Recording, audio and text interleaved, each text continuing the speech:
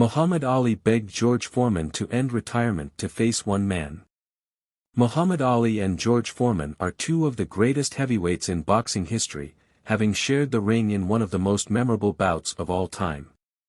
Ali and Big George locked horns in October 1974, going head-to-head in the iconic Rumble in the Jungle, which took place in Kinshasa, Zaire.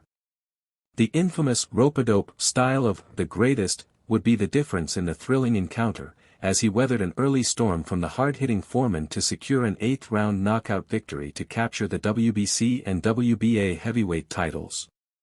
Despite their bitter rivalry at the time, both men would go on to become great friends and speak to each other regularly up until Ali's tragic passing in 2016. There was one occasion in the late 1970s, not long after their historic battle, when Big George received an unexpected phone call from Ali where he pleaded with his former foe to come out of retirement and fight Ken Norton. Speaking in an interview with Jim Lampley, Foreman shared details of that memorable conversation he had with Ali, who claimed Norton was afraid to face Big George. He called me and complimented me for about 20 minutes, then he said, "George, would you do me a favor?" I said, "Certainly." He said, "Please come back and beat Ken Norton and fight him for me." "I can't beat him." "George, you can, he's afraid of you. I'll let you use my training camp and everything, but please come back and beat him for me."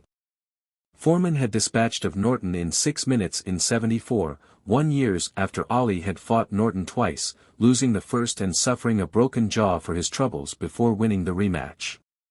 Ali's request seemed to fall on deaf ears, with Foreman deciding to remain in retirement and pursue his career as a preacher.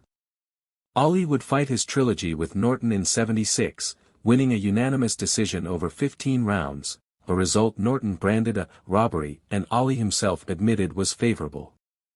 It wasn't until 1987 when Big George decided to make a sensational return to boxing, going on to become the oldest world heavyweight champion when he knocked out the formidable Michael Moorer in 1994 to claim the WBA and IBF heavyweight titles against all odds.